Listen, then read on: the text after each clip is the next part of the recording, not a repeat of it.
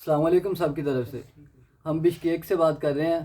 तो यहाँ पे हम MBBS में ज़ेर तालीम है। तो आप लोगों को जिस तरह मालूम है कि यहाँ के मुकामी जो लोग हैं वो फ़ॉरेनर्स को टारगेट कर रहे हैं, तो हम लोग उनकी हिट लिस्ट में हैं। तो कल वो हमारे हॉस्टल में आए, उन्होंने तोड़ फोड़ की हमारे हॉस्टल में, हमारे हॉस्टल के अंदर घुस आए। हमारे कमरे के बाहर वो आधा घंटा से घंटा पूरा खड़े रहे हैं। हमारे दरवाज़े को उन्होंने तोड़ने की कोशिश की है, हमारे दरवाज़े को धक्के मारते रहे हैं, हमारे दरवाज़े को उन्होंने गिराने की कोशिश की है, किसी तरह वो अंदर घुस के हम तक पहुंच सकें। लेकिन अल्लाह ताला का करम हुआ है कि हमारा दरवाज़ा नहीं खुला। हमारे हॉस्टल में 2-3 और रूम थे, उनके लॉक ख़राब थे दरवाज़ों के, तो उनमें घुसने में वो कामयाब हो गए हैं। अंदर जाके उन्होंने लड़कों को मारा है, ज़दोकोब किया उनको, उनके सर पे मारा है लड़कों के। एक लड़का वो हॉस्पिटल में है अभी तक सबमिट, और उसके बाद एक लड़के को वो घसीट के लेके गए हैं सीढ़ियों से। और उसके बाद जो लड़का जिसको सर में मारा है उसको सवेयर इंजरी हुई है। और हमारे एम्बेसडर साहब के अगर आप बयानात देखें, उनकी आप ट्वीट देखें, तो वो उसमें कह रहे हैं कि ओनली स्लाइटेस्ट इंजरीज, कि स्लाइट इंजरीज़ आई हैं बच्चों को। ये कौन सी स्लाइट इंजरीज़ हैं? ये कोई नॉर्मल मसला नहीं है। उन्होंने बिल्कुल, वो हमें कह रहे हैं कि आप लोग सुकून से बैठ जाएं, हर चीज़ जो है वो हमारे कंट्रोल में है, हमारे काबू में है, कोई मसला नहीं है, नॉर्मल है हालात। लेकिन वो कल भी आए थे ना, उन्हें कल किसी ने रोका है। कल यहाँ की पुलिस थी, वो उनके साथ पूरी मुलव्वस थी, वो उनके साथ खड़ी रही है, कोई कार्रवाई नहीं की उन्होंने, उन्हें रोकने की उन्होंने ज़हमत नहीं की, उनके साथ खड़े होकर बातें करते रहे हैं।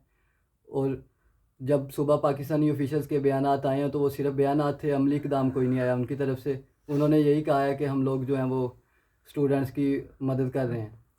अगर हम एम्बेसी भी फ़ोन करते हैं ना, तो वो हमें यही कहते हैं कि हम सिक्योरिटी भेज रहे हैं, ये कर रहे हैं, वो कर रहे हैं। सिक्योरिटी देखें खुद इनके साथ मिली हुई है, ये पूरी प्लानिंग के साथ आ रहे हैं। ये नहीं है कि मतलब प्लानिंग ही नहीं है।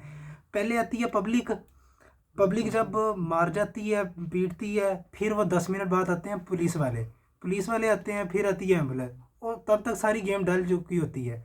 तो ये फिर वो हम पे हंसते भी हैं, पुलिस वाले उल्टा हम पे हंसते हैं कि तुम लोगों का इलाज ही ये है, ये सूरत हाल यहाँ पे चल रही है।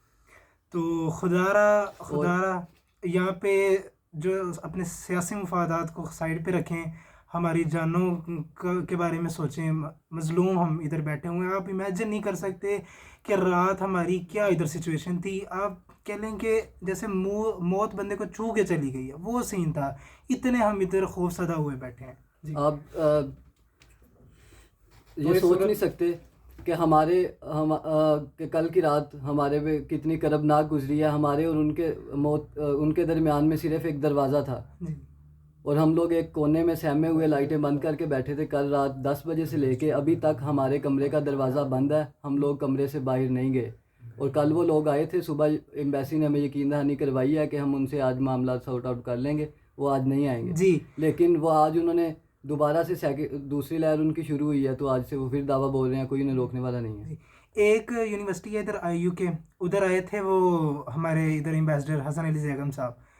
उन्होंने कहा कि आप ना ज़्यादा वीडियो अपलोड ना करें, इससे हमारे ऊपर प्रेशर बढ़ रहा है। और मुझे डायरेक्ट शहबाज शरीफ साहब की भी कॉल आई है। आप वो उल्टा हमें धमकी लगा के गए हैं कि आप अगर वीडियो अपलोड करेंगे तो ये होगा, ये हो जाएगा, ये हो जाएगा। तो खुदारा खुदारा अपने सियासी मफादात को साइड पे रखें। फ़िलहाल हम मज़लूम हैं इधर, हमारी मदद की जाए, जितनी जल्दी हो सकता है सख्त एक्शन लिया जाए। हमारी आर्मी चीफ से यही अपील है कि वो जल्द से जल्द, जितना जल्द हो सकता है, कि वो फ़ौज की मदद से कोई एयरलाइंस अरेंज करवाएं और बच्चों को यहाँ से निकालने की कोशिश करें। जी, हमारी बहनें तक यहाँ पे महफूज नहीं है। वो ये नहीं देखते कि ख्वाह वो लड़का है, लड़की है, वो बंगाली है, पाकिस्तानी है, वो कोई भी है। हिट लिस्ट पे ज़्यादा आज पाकिस्तानी चल रहे पाकिस्तानी हैं। सबसे ज़्यादा जो हिट लिस्ट है वो पाकिस्तानी है। सबसे ज़्यादा जो इंजर्ड हैं वो पाकिस्तानी है। उनकी जो प्योर टॉप लिस्ट में जा रहे हैं, जो जिनको हिट कर रहे हैं वो पाकिस्तानी है। और हमारी बहनों को हरासा किया जा रहा है, उनको कमरे में घुसकर उनको मारा जा रहा है। नहीं देख रहे वो कौन है, क्या है, बस मार रहे हैं वो।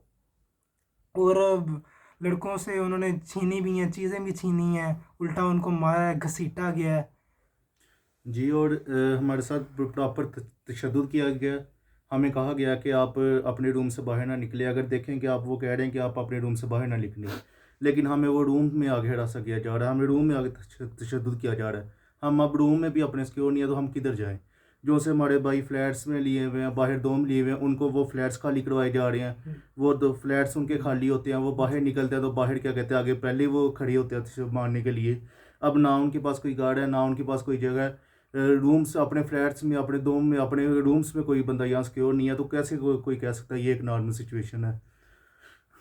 तो इस सूरत में पाकिस्तान और किर्गिस्तान की एम्बेसी क्या कर रही है? हमारा एक ही सवाल है पाकिस्तान और किर्गिस्तान की एम्बेसी से कि वो यहाँ पर मसूल कर दिए जाने वाले तमाम तालिब इल्म के लिए क्या कर रही है। बराए मेहरबानी चीफ जस्टिस से अपील है हमारी, और